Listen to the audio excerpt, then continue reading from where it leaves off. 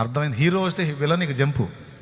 స్తుతించిన సాతాన్ పారిపోతాడు, కునికితే మళ్ళీ వస్తాడు. ఏమమ్మా నిద్రపోతున్నావా? నెత్తిన కూర్చుంటాడు, నిద్రపోక. స్తుతించిన సాతాన్ పారిపోతాడు, కునికితే మళ్ళీ వస్తాడు. స్తుతించిన సాతాన్ పారిపోతాడు, కునికితే మళ్ళీ వస్తాడు. స్తుతించి పాడి కోటను కూల్చెదం, స్తుతుల శక్తితో ఎరికో పట్టెదం.